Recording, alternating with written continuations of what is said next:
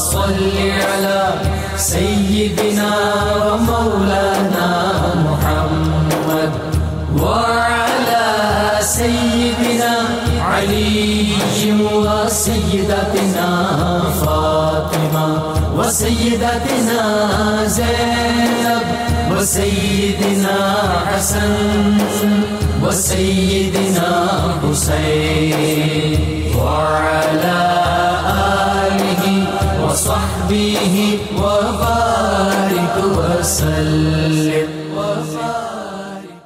اللهم صل على سيدنا ومولانا محمد صاحب التاج والمعراج والبراق والعلم دافع البلاء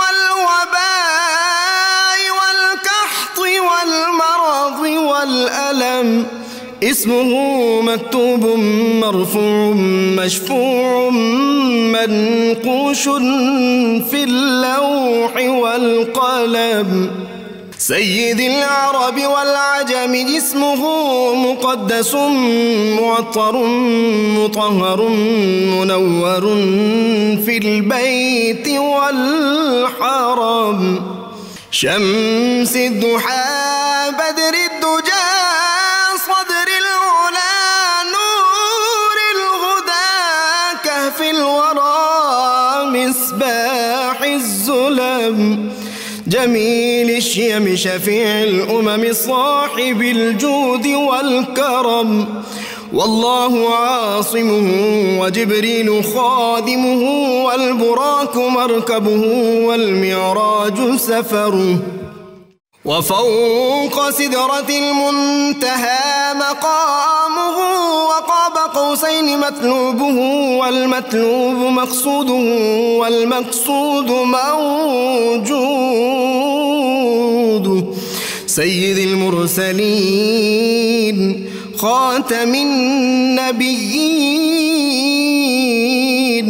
شفيع المذنبين أنيس الغريبين رحمة للعالمين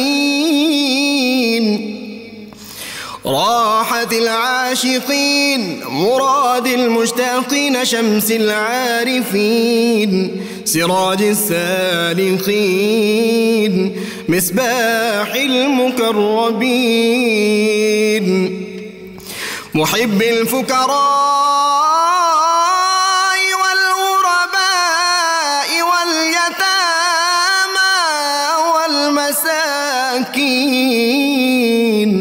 سيد الثقلين نبي الحرمين إمام القبلتين وسيلتنا في الدارين صاحب قاب قوسين محبوب رب المشرقين ورب المغربين جد الحسن والحسين مولانا ومولى الثقلين سيدنا أبي القاسم محمد بن عبد الله نور من نور الله يا أيها المشتاقون بنور جماله بلغ العلا بكماله كشف الدجى بجماله حصنت جميع خصاله صلوا عليه وآله وأصحابه وسلموا تسليما وعلى آله وصحبه وبارك وسلم. बिस्मिल्लाहिर्रहमानिर्रहीम। अस्सलाम वालेकुम नाज़रीन, प्रोग्राम सुबह नूर के साथ आपका मेज़बान नज़ीर अहमद गाज़ी हाज़िर है। नाज़रीन कराम, हज़रत अबू अनीस मोहम्मद बरकत अली साहब रहमहुल्लाह की मशहूर तालीफ़ अस्माउन नबील करीम सल्लल्लाहु अलैहि वसल्लम से एक इसमें मुबारक पढ़ने की सआदत हासिल कर रहा हूँ। सैयदना दाइमुज़्ज़ुहद सल्लल्लाहु अलैहि वसल्लम हमारे सरदार हमेशा ज़ुहद इख्तियार फरमाने वाले दुरूद व सलाम भेजे अल्लाह आप सल्लल्लाहु अलैहि वसल्लम, आपकी आले पाक और आपके सहाबा किराम पर। سیدنا عمر فاروق رضی اللہ عنہ بیان کرتے ہیں کہ حضور نبی کریم صلی اللہ علیہ وسلم نے ارشاد فرمایا، اللہ تعالیٰ کے بندوں میں سے بعض ایسے بھی ہیں جو نہ تو نبی ہیں اور نہ شہید، لیکن اللہ تعالیٰ کے نزدیک قیامت کے دن ان کا جو درجہ ہوگا اسے دیکھ کر نبی اور شہید ان کی تحسین کریں گے۔ صحابہ کرام نے استفسار کیا، یا رسول اللہ صلی اللہ علیہ وسلم ہمیں بتائیں کہ وہ کون لوگ ہوں گے؟ آپ صلی اللہ علیہ وسلم نے فرمایا، یہ وہ لوگ ہیں جو آپس میں محض اللہ تعالیٰ کے واسطے محبت رکھتے ہیں، نہ ان کا آپس میں کوئی لین دین ہے اور نہ کوئی رشتہ۔ اللہ کی قسم ان کے چہرے نورانی ہوں گے اور بروز قیامت وہ نور کے ممبروں پر جلوہ افروز ہوں گے۔ جب دوسرے لوگ ڈر رہے ہوں گے تو انہیں کوئی ڈر نہیں ہوگا، اور جب دوسرے لوگ غمگین ہوں گے تو انہیں کوئی غم نہیں ہوگا۔ ناظرین کرام، آج ہم نے دو شخصیات کے حوالے سے اپنا آج یہ ہماری اسپیشل ٹرانسمیشن ہے۔ پہلی ہستی جن کا ہم ذکر پاک کرنے کی سعادت حاصل کریں گے وہ نجم ہدایت رحمت کونین صلی اللہ علیہ وسلم کا عاشق کمال، اور ایسا شجاع بہادر دلیر جس نے کفار کے مقابلے میں سینکڑوں کفار کے مقابلے میں چند صحابہ کرام تھے، اور چند صحابہ کرام میں سے بھی کچھ وہ تھے جن کو انہوں نے بہت پہلے دھوکے سے قابو کر لیا تھا، اور یہ تن طرح جس طرح لڑے ہیں کفار کے مقابلے میں۔ لیکن ان کی خاص بات جو ہے، ہمیں تاریخ میں کوئی بہت زیادہ ان کے واقعات نہیں ملتے، جو ایک دو واقعات ہیں اس کی تفصیل تو میرے اسکالر آج بیان کریں گے۔ ان کی خاص اللہ تعالیٰ نے جو ان کو ایک عطا کی تھی، ایک خوبی، کہ یہ مستجاب الدعوات تھے۔ جب ان کو یقین ہو گیا کہ اب یہ کفار مجھے شہید کر کے چھوڑیں گے، تو اس وقت انہوں نے اللہ تعالیٰ کی بارگاہ میں دعا کی تھی، یا اللہ یہ کفار کے ہاتھ مجھ تک کسی طرح نہ پہنچ سکیں۔ پھر اللہ کریم نے ان کو کیسے محفوظ فرمایا، جس طرح اللہ تعالیٰ نے اپنے محبوب کریم صلی اللہ علیہ وسلم سے وعدہ فرمایا۔ قرآن حکیم میں آتا ہے، واللہ یعصمک من الناس، اے محبوب کریم صلی اللہ علیہ وسلم ہم لوگوں سے آپ کی حفاظت کریں گے۔ 14.25 صدیاں گواہ ہیں اس بات کی کہ اللہ کریم نے کس طرح آج تک اپنے محبوب کریم صلی اللہ علیہ وسلم کی ناموس کی عزت کی حفاظت کی ہے، اور قیامت تک مسلمان اپنے خون سے اپنی جانوں سے رحمت کونین صلی اللہ علیہ وسلم کی ناموس کی حفاظت کرتے رہیں گے۔ اسی طرح حضور رحمت کونین صلی اللہ علیہ وسلم کے صحابہ کرام کی بھی ناموس کی حفاظت جو ہے وہ بھی اللہ تعالیٰ نے اس کا بھی ایسا حسن انتظام فرمایا۔ یہ واقعات جب آج حضرت عاصم بن ثابت رضی اللہ تعالیٰ عنہ کے آپ میرے اسکالر سے سنیں گے تو آپ حیران ہو جائیں گے کہ یہ کس طرح کے واقعات، اور اللہ کی کریم کو کتنے اپنے محبوب کریم صلی اللہ علیہ وسلم کے غلام کتنے عزیز ہیں۔ دوسری شخصیت ناظرین کرام آج جن کے بارے میں ہم گفتگو کریں گے، مجھے اس کی راحت بھی ہے ایک اعتبار سے کہ 92 نیوز کا یہ اعزاز ہے کہ ہم نے پہلے بھی ہمارے ایک بہت قریبی دوست جب صاحبزادہ عطاء المصطفیٰ نوری رحمۃ اللہ علیہ کا وصال پاک ہوا تھا تو ہم نے ان کی یاد میں ایک اسپیشل پروگرام کیا تھا، بلکہ سارا دن ہم نے وہ پروگرام ان کی یاد میں کیا تھا۔ آج ہم پکے ٹھکے صوفی علامہ منیر احمد یوسفی رحمۃ اللہ علیہ ان کے حوالے سے آج ہم نے یہ پروگرام رکھا ہے۔ ان کے صاحبزادے بھی آج ہمارے ساتھ اس پروگرام میں مفتی خلیل احمد یوسفی جو شامل ہیں۔ ناظرین کرام، آپ جانتے ہیں کہ 4.5 سال کا عرصہ ہو گیا ہے کہ صبح نور پروگرام جو ہے وہ اللہ کی توفیق سے ہم کر رہے ہیں، اور میں سمجھتا ہوں کہ صبح نور کے جو ناظرین اور سامعین ہیں یہ اب ایک عشاق کا قافلہ ہے، اور اس عشاق کے قافلے کے جو سرخیل لوگ ہیں ان میں علامہ منیر احمد یوسفی رحمۃ اللہ علیہ تھے۔ وہ کیسے شخص تھے؟ وہ ایک واقعہ میرے ذہن میں بار بار آتا ہے کہ جب غالب کی وفات ہوئی تو نواب مصطفیٰ خان شیفتہ ان کے شاگرد تھے، اور انہوں نے ان کی یاد میں جب ایک ربائی کہی تھی، مجھے لگتا ہے وہ علامہ منیر احمد یوسفی پہ عین صادق آتی ہے۔ نواب مصطفیٰ خان شیفتہ نے کہا، غالب وہ شخص تھا ہماداں جس کے فیض سے ہم سے 1000 ہیچ مداں نامور ہوئے، زہد و تقوی، صدق و صفا اور حسن و عشق 6 لفظ اس کے مرتے ہی بے پاؤ سر ہوئے۔ آج کے دور میں علامہ منیر احمد یوسفی یوں لگتا تھا کہ جیسے کرن اول کے حجازیوں کے قافلے سے بچھڑا ہوا کوئی شخص ہے۔ علامہ صاحب نے کتنی دین اسلام کی خدمت کی، کتنی کتابوں کے وہ مصنف تھے، کتنی جگہوں پہ درس قرآن دیتے تھے، کن کن شہروں میں جاتے تھے، ان کے معمولات کیا تھے۔ پیرانہ سالی میں بھی دین اسلام کی جو انہوں نے لازوال خدمات سر انجام دی، مجھے آج وہ خوشگوار صبح یاد آتی ہیں، وہ خوشگوار ہماری جو محفلیں تھیں اور مجلسیں جو تھیں اور صحبتیں، آج ایک یادوں کا قافلہ اور ایک سیلاب ہے، میں رک نہیں سکتا، جی چاہتا ہے کہ بس ان کے اوصاف اور ان کی ساری یاد کے جو واقعات ہیں، تذکرے، وہ ہم انشاءاللہ تعالی اپنے جو ہمارا ہوگا انٹرول اس کے بعد ان کا ذکر کریں گے۔ میں ابتدا کر رہا ہوں ڈاکٹر سعید دامن سعیدی سے۔ جی ڈاکٹر صاحب، حضرت عاصم بن ثابت سے ابتدا کرتے ہیں۔ بسم اللہ الرحمن الرحیم۔ رسول اللہ صلی اللہ علیہ وسلم سے فیض پانے والے اصحاب کرام اور اہل بیت اطہار نے جس طریقے سے انوار و تجلیات کو اپنے وجود میں، قلب و ذہن میں سمیٹا اور ان انوار کو آگے تک پہنچایا، وہ اپنی مثال آپ ہے۔ ایسی ہستیاں نہ پہلے کبھی آئیں نہ ان کے بعد کوئی آ سکتی ہیں۔ حضرت عاصم ابن ثابت رضی اللہ عنہ کا تعلق انصار کے قبیلے اوس کی ایک ذیلی شاخ سے تھا، بنو دبیہ اسے کہا جاتا تھا، اور آپ کی والدہ ماجدہ جو ہے ان کا نام شموس بنت ابی عامر تھا۔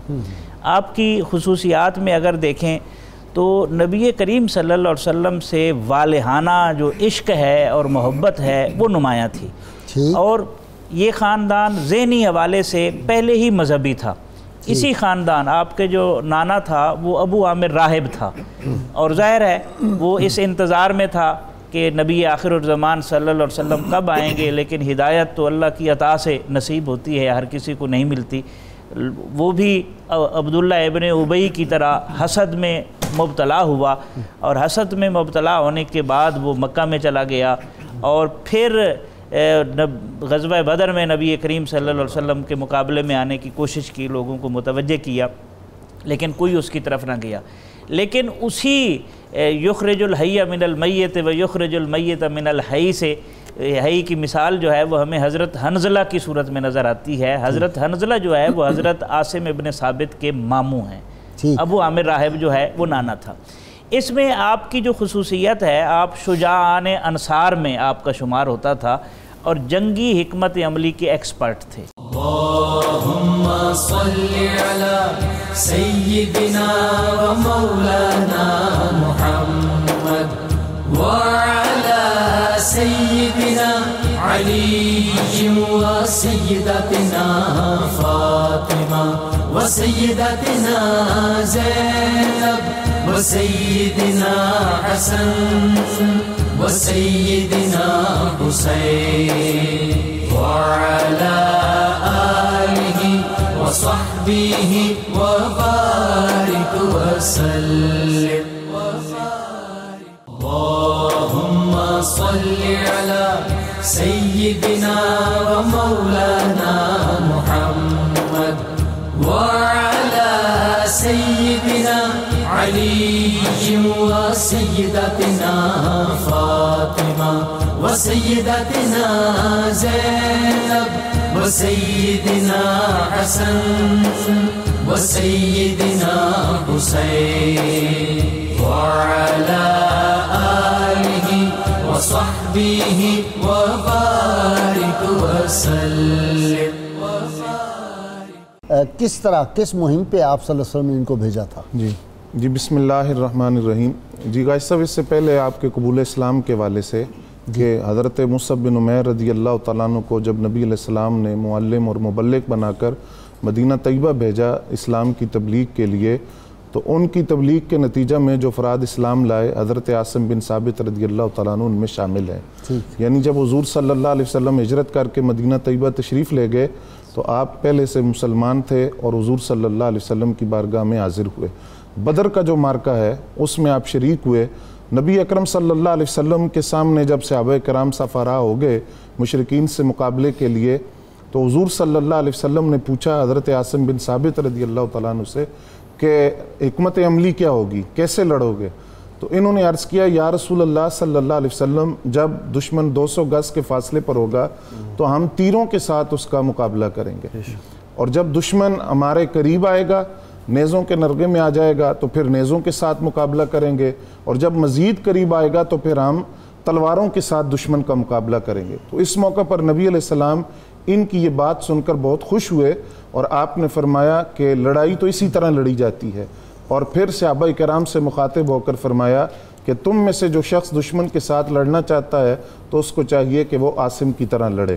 بدر کے بعد بھی آپ کے بہت سارے جنگی کارنامے ہیں، آپ کی شجاعت اور جرأت کی مثالیں، بہادری کے واقعات ہیں۔ مثلا اسی بدر کے اندر عقبہ بن ابی معیط جو اسلام کا بڑا سخت دشمن تھا، قیدی بنا، اور جب یہ قافلہ بدر سے واپسی پر مقام صفرا کے مقام پر تھا تو وہاں نبی اکرم صلی اللہ علیہ وسلم نے عاصم بن ثابت رضی اللہ تعالیٰ عنہ کو حکم دیا کہ عقبہ بن ابی معیط کو قتل کر دی۔ پھر دوسری مثال اس کی یہ ہے کہ بدر کے قیدیوں کے اندر عبداللہ بن عمر بن عبداللہ نام کا ایک شاعر تھا جو اسلام کے خلاف بہت کچھ لکھتا رہا، تو اس نے جب فدیہ مانگا گیا تو اپنے مفلسی کا اظہار کر کے اس طرح آزادی مانگی کہ میں وعدہ کرتا ہوں کہ آج کے بعد اسلام کے بارے میں کوئی بات نہیں کروں گا۔ جب وہ وعدہ کر کے آزادی پا کر چلا گیا، یہ وعدہ مکر نہیں گیا تھا؟ جی بعد میں وعدہ خلافی کی، اور احد کے اندر مسلمانوں کے خلاف لڑا، تو وہاں بھی حضرت عاصم بن ثابت رضی اللہ تعالیٰ عنہ کو حکم دیا۔ جب مشرکین بھاگ گئے اور نبی علیہ السلام نے ان کا تعاقب کیا تو یہ قافلے سے پیچھے رہ جانے کی وجہ سے گرفتار ہوا، تو وہاں حضرت عاصم بن ثابت رضی اللہ تعالیٰ عنہ کو حکم دیا نبی علیہ السلام نے کہ اس کو قتل کر دیا جائے۔ حضرت عاصم بن ثابت رضی اللہ تعالیٰ عنہ، عقبہ بن معیط نے یہ بھی تو ان سے کہا تھا نا کہ باقیوں کو فدیہ لے کے چھوڑ رہے ہیں تو مجھے کیوں قتل کر رہے ہیں؟ انہوں نے کہا تم رسول اللہ صلی اللہ علیہ وسلم کے گستاخ ہو، اس لیے وہ دشمن ہے میدان میں، تم خاص تمہیں اس لیے جہنم رسید کر رہے ہیں کہ حضور کی گستاخی برداشت نہیں ہوتی مسلمانوں سے۔ جی اسی طرح غازی صاحب حضرت عاصم بن ثابت رضی اللہ تعالیٰ عنہ کے حوالے سے ایک اور واقعہ بھی موجود ہے جس کی تفصیل نہیں ملتی کہ گستاخ رسول کو آپ نے واصل جہنم کیا تھا۔ تو اسی طرح جو آپ کی بہادری ہے وہ احد کے اندر ہمیں اس طرح بھی نظر آتی ہے کہ سلافہ نامی جو خاتون تھی، وہ جو خواتین مشرکین کے ساتھ آتی تھی جشن منانے کے لیے فتح کا، ان خواتین کے اندر وہ بھی شامل تھی۔ اس کے 3 بیٹوں کو آپ نے واصل جہنم کیا۔ جب وہ میدان جنگ میں آئی، 2 بیٹے تو اس کے مر چکے تھے، تیسرے کی آخری سانسیں تھی، تو اس سے پوچھا کہ کس نے تمہیں قتل کیا ہے؟ تو اس نے آخری سانسیں لیتے ہوئے بتایا کہ عاصم بن ثابت نے۔ تو وہ بہت روئی اور اس نے یہ نظر مانی تھی کہ مجھے اس وقت تک سکون نہیں آئے گا جب تک عاصم بن ثابت کو قتل نہیں کیا جائے گا اور میں ان کی کھوپڑی میں شراب نہیں پیوں گی۔ تو اس وقت تک میرے یہ آنسو نہیں روکے، اور بہت بڑے انعام کا اعلان کیا کہ جو عاصم بن ثابت رضی اللہ تعالیٰ عنہ کو قتل کرے گا اس کو بہت بڑا انعام دیا جائے گا۔ یہی پھر وجہ بنی کہ جب حضرت عاصم بن ثابت رضی اللہ تعالیٰ عنہ کو نبی علیہ السلام نے 10 یا 7 افراد کا قافلہ تھا تبلیغ اسلام کے لیے ایک قبیلے کی فرمائش پر بھیجا، تو راستے میں انہوں نے وعدہ خلافی کرتے ہوئے 100 افراد مسلح ہتھیاروں سے لیس آئے اور آپ کو کہا کہ اگر آپ اپنے آپ کو ہماری پناہ میں دے دیں تو ہم کچھ نہیں کہیں گے۔ تو آپ نے فرمایا کہ میں تو مشرکین کی پناہ میں اپنے آپ کو نہیں دیتا۔ پہاڑی پر چڑھ گئے، بڑی جرأت کے ساتھ لڑے، بہادری کے ساتھ لڑے، جام شہادت نوش کیا، لیکن شہادت سے پہلے جس طرح آپ نے اشارہ کیا، آپ نے بڑے خشوع و خضوع کے ساتھ گڑ گڑا کر اللہ تعالیٰ سے دعا مانگی، نہ کوئی مشرک مجھے چھوئے، نہ میں کسی مشرک کو مس کروں، اور یا اللہ تو میری لاش کی حفاظت کرنا۔ پھر وہ لاش کی حفاظت اس طرح ہوئی کہ جب آپ شہید ہو گئے تو اس وقت ایک شہد کی مکھیوں کا جھنڈ آیا۔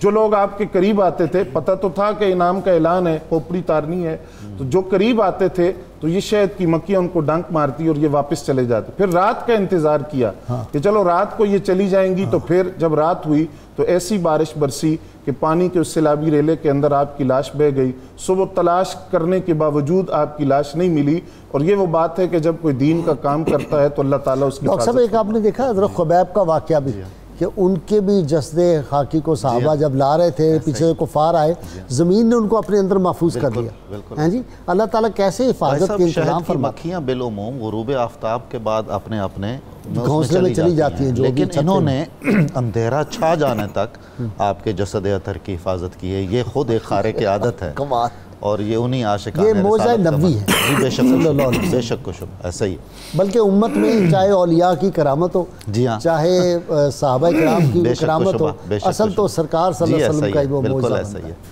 حضرت عمر کی بھی رشتہ داری ایک طرح سے بنتی ہے اس خانوادے سے۔ ان کی بڑی رشتہ داریاں، جی ہاں، بہت زیادہ رشتہ داریاں۔ یہ بہت دلچسپ ہے کہ ہم جب بھی صحابہ کرام کا یا ائمہ اطہار کا یا بزرگان دین کا ذکر کریں تو ان پہلوؤں کو ذرا زیادہ نمایاں کریں، اس سے بڑا ایک اچھا اثر پڑتا ہے کہ جی اتنی ان کی آپس میں قربتیں تھیں اور یہ سارا کچھ تھا۔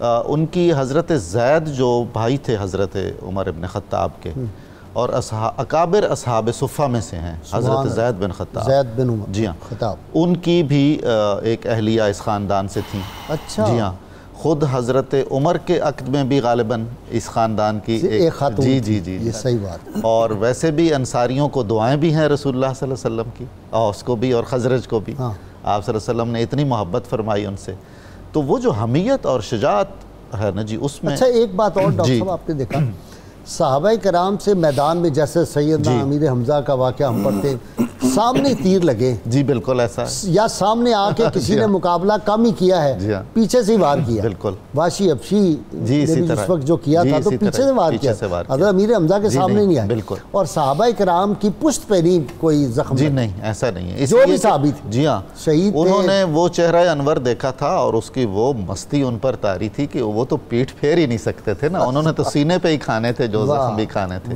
عاشقوں کی تو یہی داستان ہوتی ہے، بنا کر دند خوش رسمیں بخاک و خون غلطی دن، خدا رحمت کو نہ دین عاشقان پاک تینت یہ عاشقان پاک تینت را، واہ جی واہ، میر نے کیا بات کہہ دی جی، کمال کر دیا۔ نا قدر شناسی سے خلائق کی جہاں میں، سبحان اللہ، نا قدر شناسی سے خلائق کی جہاں میں، جو اہل ہنر ہے اسے انکار ہنر، سبحان اللہ، سبحان اللہ، ہنر جب عیب بن جائے تو پھر ایسا ہی ہوگا، اور یہ دور وہی جا رہا ہے۔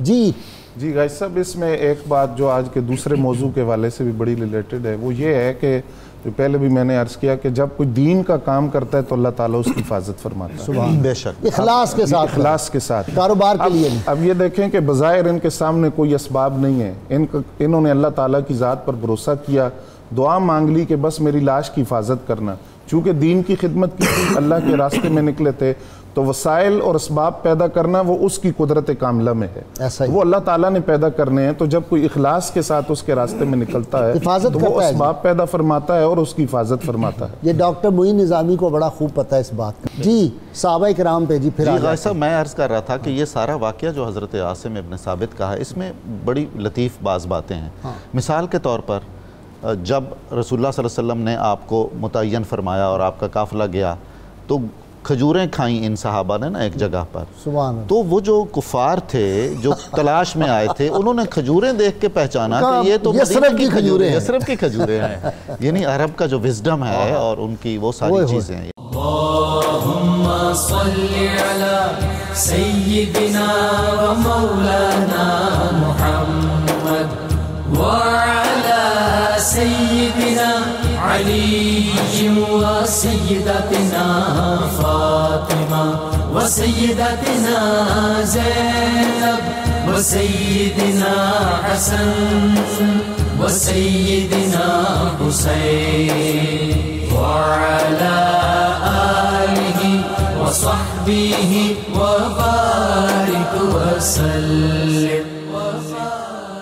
اللہم صلی علی سیدنا و مولانا محمد وعلی سیدنا علی و سیدتنا فاطمہ و سیدتنا زینب و سیدنا حسن و سیدنا حسین وعلی آلہ و صحبہ و بارک وسلم۔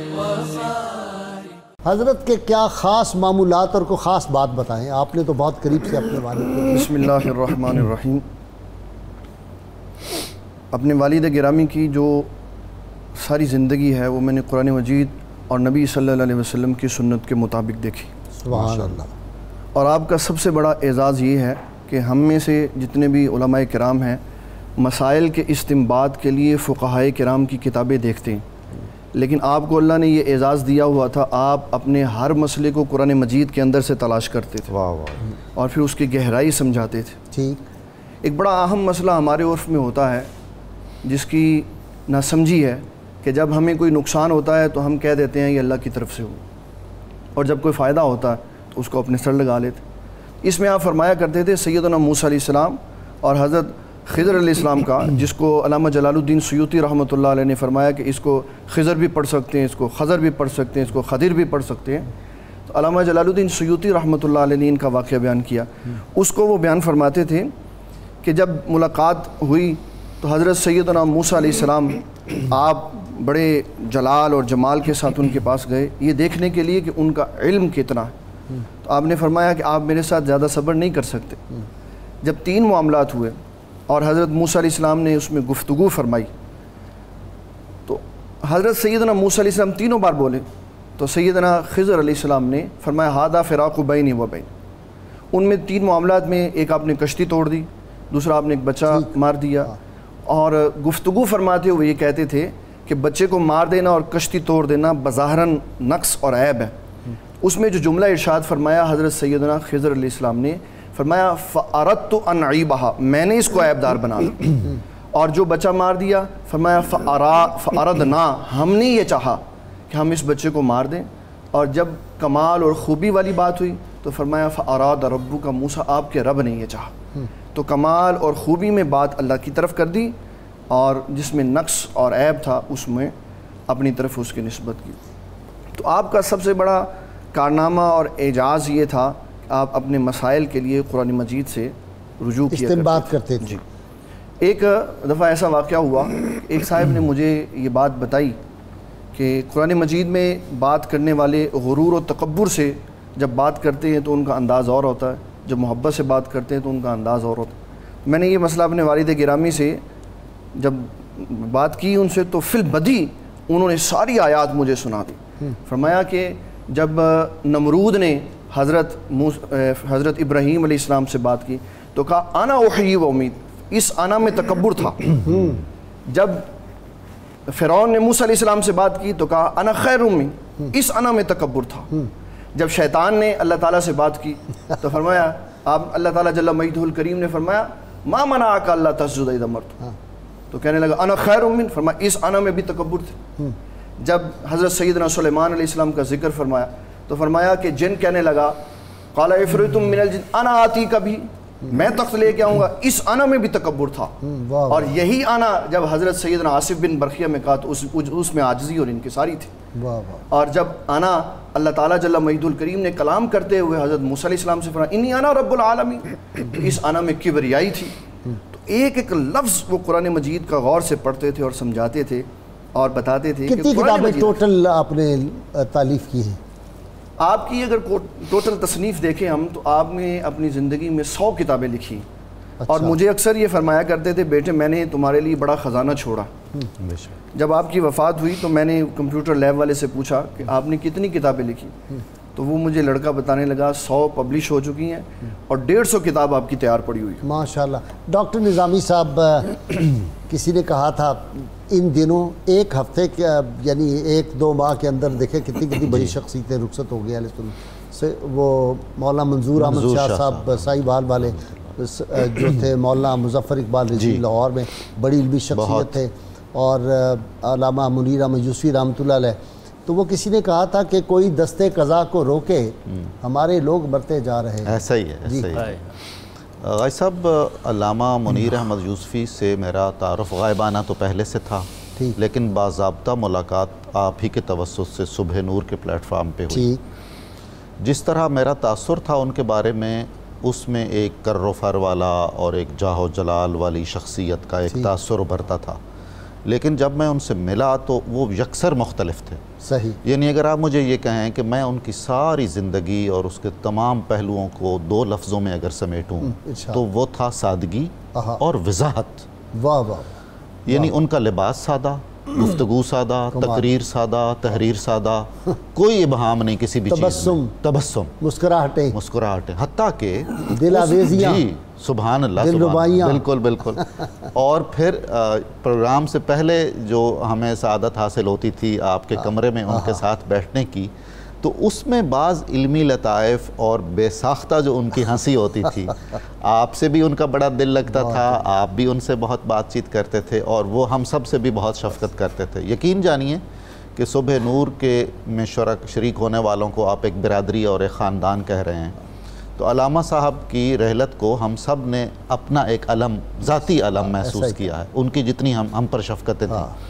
انہوں نے وہ متوجہ ہوئے اس زمانے میں تصنیف اور تالیف کی طرف اور ریڈیو اور ٹیلی ویژن کی طرف، جب ہمارے علماء بہت زیادہ ان شعبوں میں نہیں تھے۔ صحیح تھے ہی نہیں جی، تھے ہی نہیں، زیادہ کیا قاری غلام رسول صاحب جی رحمۃ اللہ علیہ بس وہ تلاوت کر دیتے تھے، حمدانی صاحب کبھی کبھار نعت ہو جاتی تھی، بس that's it۔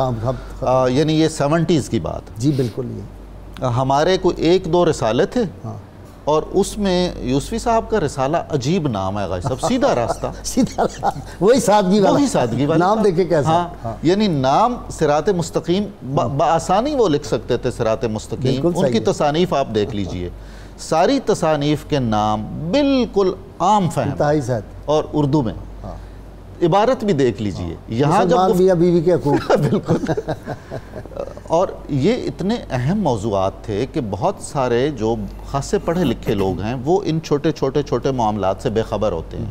میں جانتا ہوں کہ انہوں نے، ان کی ان کتابوں نے اور ان کی تقریروں نے، ان کے خطبات نے، ان کے دروس نے لوگوں کو اسلام کی طرف، صحیح اسلام کی طرف یا روح اسلام کی طرف مائل کیا ہے۔ اللہم صلی علی سیدنا و مولانا محمد وعلی سیدنا علی و سیدتنا فاطمہ و سیدتنا زینب و سیدنا حسن و سیدنا حسین وعلی وصحبه وبارك وسلم اللهم صل على سيدنا ومولانا محمد وعلى سيدنا علي وسيدتنا فاطمة وسيدتنا زينب وسيدنا حسن وسيدنا حسين وعلى آله وصحبه وبارك وسلم۔ سیدی اندر بھی زمین کے روشنی ہو، مٹی میں چراغ رکھ دیا۔ کیا کہنے، کیا کہنے، سبحان اللہ سبحان اللہ۔ اچھا، اس میں 2-3 پہلو جو ہے میں عرض کرنا چاہتا ہوں۔ ایک تو ادب اختلاف کے حوالے سے، یعنی یوسفی صاحب کو بھی اختلاف رائے ہوتا تھا مختلف لوگوں سے، لیکن وہ اختلاف کو انتشار میں تبدیل نہیں کرتے تھے۔ یہ مذہبی قیادت کے لیے ایک بڑا پیغام ہے۔ ان کی شخصیت سے ہمیں سبق جاتا ہے کہ چھوٹی چھوٹی باتوں پر مناظرہ بازی اور ایک دوسرے کو ٹارگٹ کرنا۔ وہ یاد ہے آپ کو، یہاں لائیو پروگرام میں ایک خاتون پروفیسر نے کہا کہ جی آپ نے وہ ترجمہ کر دیا ہے کہ عورتوں کو مردوں کی خاندوں کی ملکیت میں دے دیا، تو وہ کتابت کی غلطی سے وہ جو کمپیوٹر والا تھا اس نے لکھ دیا غلامی میں دے دیا، تو انہوں نے یوسفی صاحب کو خط لکھا یہ آپ نے کیا کر دیا، تو یہاں انہوں نے آ کے لائیو پروگرام میں اس کا ذکر کیا کہ نہیں وہ کمپیوٹر کی غلطی تھی اور ہم نے اس کی تصحیح کر دیا اور میں معذرت خواہ ہوں۔ یہ بڑے لوگوں کی بات ہے۔ ایک تو اختلاف کو میں بالکل مختصر، اختلاف کو انتشار میں تبدیل نہیں ہونے دیتے تھے، اور ساری زندگی اس کی گواہی دیتی، اور سارے لوگ ان کے جنازے میں موجود تھے، نمبر 1۔ نمبر 2، حالات زمانہ سے بڑی آگاہی تھی۔ آپ دیکھیں کوئی بھی پروگرام ہو رہا ہے وہ لائیو نگینہ ٹی وی پر جا رہا ہوتا تھا، صحیح بات، یہ بڑی بات ہے۔ پھر لٹریچر کی طرف متوجہ ہوئے، اشاعت کی، اور پھر ریڈیو ہے، ٹی وی ہے، اور تیسرا پہلو یہ ہے مدارس ہے، مدارس بچیوں یہ تو ہے، ڈسکس کریں گے۔ تیسرا پہلو جو ہے وہ بڑا دلچسپ ہے۔ اب میڈیا چینلز پر وہ جاتے تھے، یہ ریڈیو پر جاتے تھے، تو رمضان شریف میں سحری اور افطاری کا کھانا وہ خود گھر سے بنوا کر لے کر جاتے تھے، اور میں اس کا گواہ ہوں۔ مختلف چینلز میں جب ملاقات ہوتی تھی تو اس میں ایک تو امام غزالی کی مجھے بات یاد آتی تھی کہ ایک لقمہ بسا اوقات آدمی کی 30 سال کی عبادت پر پانی پھیر دیتا ہے۔ صحیح بات۔ تو اس میں یوسفی صاحب کا ورع و تقویٰ بھی سامنے آتا ہے کہ وہ گھر سے بنا ہوا کھانا لاتے تھے کہ کہیں ایسا نہ ہو کہ وہ ساری منزل جو ہے وہ دوسری طرف چلی جائے۔ مفتی خلیل صاحب ذرا مجھے معمولات بتا دیں، یہ مجھے پتہ ہے وہ تہجد کے وقت اٹھتے تھے، کیونکہ جب ان پہ ایک دفعہ قاتلانہ حملہ بھی ہوا تو وہ بھی تہجد کے وقت ہی ہوا، وہ جاگ رہے تھے اس وقت، تو تہجد ریگولر میں نے اپنی زندگی میں یہ جملہ بڑا آسان ہے کہ وہ تہجد کے وقت اٹھتے تھے، لیکن اگر ڈیپلی ان کی زندگی کا بغور مطالعہ کیا جائے تو پتہ چلتا ہے کہ وہ ساری رات ہی اٹھے رہتے تھے. اچھا. بہت کم ایسا ہوتا تھا کہ وہ ایک بیڈ کے اوپر بستر کے اوپر پورا لیٹ کے سوتے تھے. اچھا. ان کی زندگی میں نیند 1 گھنٹے یا 2 گھنٹے قائم اللیل. جی قیام, اور یہی ان کی زندگی کا سارا معمول رہا. رات دیر تک جا کے مطالعہ کرتے اور کبھی نیند کے ارادے سے وہ لیٹے ہی نہیں. جب انہوں نے آرام کرنا ہوتا تو کوئی کتاب پڑھتے اور پھر نیند میں چلے جاتے اور اسی نیند میں وہ سو لیتے, اسی کیفیت میں وہ سو لیتے. پھر اٹھتے تو پھر کتاب کا مطالعہ آگے سے شروع. میں نے اس کو بڑا جج کیا. تو جب وہ آرام کر رہے تھے اور اس سے پہلے کتاب پڑھ رہے تھے, جب تھوڑی دیر کے بعد آنکھ کھلی تو وہیں سے ان کا آگے سے مطالعہ شروع ہوا. تو میں نے یہ جج کیا یہ سوئے نہیں ہوئے تھے, یہ اندر سے کچھ لے رہے تھے, روحانی طور پر سوچ رہے تھے, انوار و تجلیات. اور پھر اس کے بعد آپ جب نماز فجر کے لیے مسجد میں تشریف لے جاتے تو کبھی ایسا نہیں ہوا سوائے اس کے کہ آپ نے صبح نور میں آنا ہوتا تو مسجد سے جلدی اٹھاتے تھے. اس کے علاوہ آپ ہمیشہ سنت کے مطابق نماز اشراق پڑھ کے مسجد سے واپس آتے. اور جو آپ کے پاس معاملات میں مرد و زن آتے تھے, اب ان کے مسائل کو حل کرتے. اس میں آپ کا ایک تقوی کی بات سنانا چاہوں گا کہ آپ حضور کی صفت کا مظہر تھے. کبھی تنہائی میں کسی عورت کے پاس نہیں بیٹھے. اگر کوئی خاتون ہمارے گھر میں آئی مسائل پوچھنے کے لیے اور وہ اکیلی آ گئی تو میری والدہ صاحبہ کو ساتھ بٹھایا. ایک یونیورسٹی میں آپ لیکچر کے لیے گئے تو پرنسپل صاحبہ کہنے لگی کہ میں آپ سے علیحدگی میں مسئلہ بیان کرنے لگا. آپ نے فرمایا یہ میرا بیٹا ساتھ ہے, یہ بیٹھا رہے گا. کہنے لگی اس کے سامنے نہیں کرنا. تو آپ نے فرمایا پھر آپ اپنے گھر سے کوئی مرد لے آئیں, میں اکیلی عورت کے پاس بیٹھ کے مسئلہ نہیں سن سکتا, یہ میرے تقوی کے خلاف. تو آپ نے ساری زندگی تقوی کے اوپر, اور میں نے یہ دیکھا ہے دین کے راستے میں اس چیز سے بڑا فائدہ اٹھایا جاتا.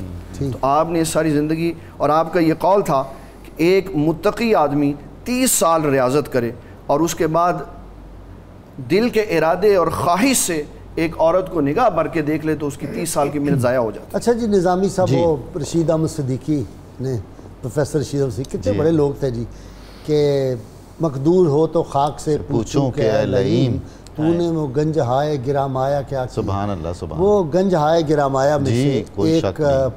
اچھا دیکھیں ان کی مسجد نگینہ سوسائٹی سارا, اور خود بھی ایک انمول نگینہ ہی تھے. نگینہ ان کے مرشد گرامی کا لقب ہے. ان کا اسم گرامی تھا محمد یوسف نگینہ. تو اس سلسلے میں انہوں نے یہ نگینہ رکھا. اور پیرخانے کی خدمت بھی اس طرح کی جس طرح ہم تذکروں میں پڑھتے ہیں, وہ محبت اور عشق اور احترام, برہنہ پا پیر کے آستانے پہ جانا, ان کی خدمت میں حاضر رہنا. دوسرا مسئلہ غازی صاحب یہ ہے کہ 70s ہی میں 1970 کی دہائی میں کتنے علماء اور مشائخ ہوں گے جو باقاعدہ طور پر سماجی خدمت اور سماجی خدمت کے اداروں کے قیام کا ادراک رکھتے ہوں گے. جی ہاں, اس حوالے سے ہم دیکھتے ہیں کہ ان کی زندگی میں حضرت علامہ منیر احمد یوسفی صاحب کی زندگی میں مستقبل کے بارے میں بہت آگے کی سوچ ان کی ہوتی تھی. تو انہوں نے بنیاد رکھی ڈسپنسری کی, ماشاءاللہ وہ اب موجود ہے, وہ ہسپتال ہے, اور اس کے علاوہ تعلیمی ادارے. اور ایک مسئلہ اور بالعموم یہ بھی ایک سائیڈ ایفیکٹ ہو جاتا ہے کہ کوئی رہنما اگر اتنے بڑے کام کرتا ہے تو وہ پھر ایک طرح سے ایک انڈسٹریلائزیشن ہو جاتی ہے. صحیح ہے, یا سیاست میں کود جاتے ہیں. تو ان کے تمام ادارے ان تمام سائیڈ ایفیکٹ سے محفوظ چلے آ رہے ہیں. بشارت ان کی وہ آپ کی نظر گزری, وہ جو بخاری شریف کسی اور صاحب نے ترجمہ کیا ہوا ہے, اور اس میں جہاں جہاں ادب سے ہٹ کے لفظ استعمال ہوئے ہیں, ادب سے گرے ہوئے, وہ انہوں نے اس کی تصحیح کی اور سارا اس پہ لکھا پھر تفصیل. غازی صاحب میں یہاں ایک بات یوسفی صاحب کے والے سے بہت کم لوگ شاید جانتے ہیں, ڈاکٹر صاحب نے بھی ذکر کیا. نبی علیہ السلام نے ارشاد فرمایا کہ 3 عمل انسان کی موت کے بعد اس کو فائدہ دیتے ہیں, ان میں سے کوئی ایک بھی ہو تو ٹھیک, لیکن وہ تینوں عمل یوسفی صاحب کی ذات میں پائے جاتے ہیں. سبحان اللہ. صدقہ جاریہ بھی, علم نافع بھی, روحانی تربیت جو اور نیک اولاد صالح. صدقہ جاریہ کے والے سے جو ان کا سوشل واقعی بہت کم لوگوں کے علم میں ہے. آپ ڈسپنسریاں بھی تھی اور کیمپ لگتے تھے, شوگر کیمپ لگ رہا ہے, آئی کیمپ. 2005 کا جو زلزلہ آیا تھا اس میں مانسیرہ میں موجود تھا. وہاں بہت بڑا ریلیف کا سامان جو تھا قبلہ یوسفی صاحب کی اس نگینہ سوشل ویلفیئر سوسائٹی کی طرف سے وہاں پہنچا. گھر جو لوگوں کے تباہ ہوئے ان کی چادریں لوہے کی یہاں سے یوسفی صاحب نے بھجوائیں. تو ایک یہ ان کی زندگی کا پہلو تھا, یہ لوگوں کو علم میں ہونا چاہیے. دوسری بات یہ ہے کہ ہمارے ہاں اب یہ دیکھا جاتا ہے کہ وسائل ہوں تو تبلیغ کا آغاز کیا جائے. قبلہ یوسفی صاحب سائیکلوں کی دکان پر کام کرتے تھے, اسٹیشنری کا کھوکھا تھا جہاں سے آپ نے تبلیغ شروع کی. اور مجھے وہ وقت یاد ہے, میرا بچپن تھا, موٹر سائیکل پر آپ گزرتے ہوئے مسکرا کر, وہ مسکراہٹ مجھے بھی آج یاد ہے, وہ گزرتے ہوئے مسکرا کر سلام کر کے موٹر سائیکل سے آپ گزرتے تھے. وہ میری دوستی کا آغاز اسی اسٹیشنری کی دکان سے ہوا تھا. چھوٹی سی اسٹیشنری کی دکان ہوتی, لیکن انہوں نے کئی ایم اے کیے ہوئے تھے. جی political science, M S C political science کیا ہوا تھا, اور بنگلہ دیش کے پاکستان سے علیحدہ ہونے, جس کو مشرقی پاکستان کا, اس میں انہوں نے سی ایس ایس کے امتحانات بھی دیے ہوئے تھے. تو پھر وہ علیحدہ ہو گیا, اس لیے وہ ڈگری مکمل نہیں ہو سکی. یہ قبلہ نے, بشارت صاحب نے بات کی تو میں اس وقت کا ایک واقعہ سنا دیتا ہوں کہ جو شخص بڑی منزلوں پہ پہنچتے ہیں وہ بڑی مشقت کے بعد آتے ہیں. تو ایک شخص میرے والد گرامی کے ساتھ تقریر کے لیے آیا, تو جب اس نے دیکھا کہ حضرت بیٹھے ہوئے ہیں تو یہ کہہ کے چلا گیا کہ اب علماء کی یہ عزت رہ گئی ہے کہ اس کو پینچر والوں کے ساتھ بٹھا دیا. آپ نے فرمایا کہ ہم اللہ کے لیے کام کرتے رہے, وہ ختم ہو گئے, اللہ نے ہمیں عزت عطا فرمائی. اخلاص اور نبی صلی اللہ علیہ وسلم کی طرف توجہ کر کے جس نے بھی کام کیا, اللہ نے اس کو عزت عطا. پیکر اخلاص تھے جی, پیکر اخلاص. کیا لوگ تھے جی, بس کیا لوگ تھے جو راہ وفا سے گزر گئے. جی چاہتا ہے نقش قدم چومتے چلیں. آپ سب کا بہت شکریہ, سارے مہمانوں کا. ناظرین کرام, وقت ہو گیا کتاب الشفا سے نسخے کا وقت ہو گیا جی. یہ پسلی کے درد کے علاج کے لیے جی, اگر کسی شخص کی پسلی میں درد ہو تو سورہ معارج کی آیت نمبر 37 11 بار پڑھ کر تیل پر دم کر کے مالش کریں, اور اس آیت کو کاغذ پر لکھ کر مریض کے گلے میں لٹکا دیں. انشاءاللہ درد ختم ہو جائے گا. شرط یہ ہے کم از کم 11 مرتبہ اول و آخر کوئی بھی درود پاک جو آپ کو آتا ضرور پڑھیں.